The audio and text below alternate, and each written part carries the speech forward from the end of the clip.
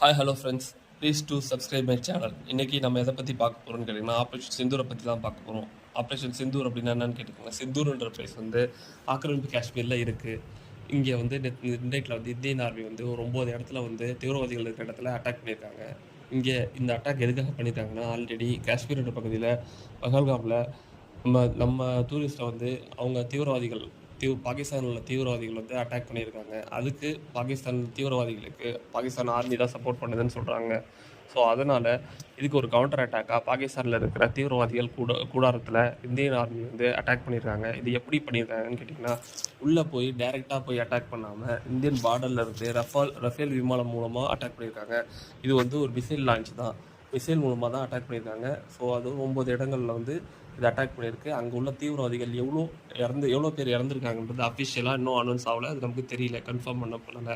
So இதுக்கு பதிலடி அவங்க என்ன கொடுப்பாங்கன்றதை பொறுத்து தான் நம்ம திரும்ப என்ன பதிலடி கொடுக்க போகிறோம், என்ன அடுத்தது நம்மளோட என்ன மூவ்ன்றது இருக்குது. அதுவும் இல்லாமல் இந்தியன் ஆர்மி வந்து ஆல்ரெடி எல்லாமே வந்து இங்கே தயார் நிலையில் இருக்க வச்சுருக்காங்க, போர் வருமோன்றதுனால. ஸோ இதுதான் இப்போ நான் இப்போதைக்கு வரும். Please to subscribe my channel guys.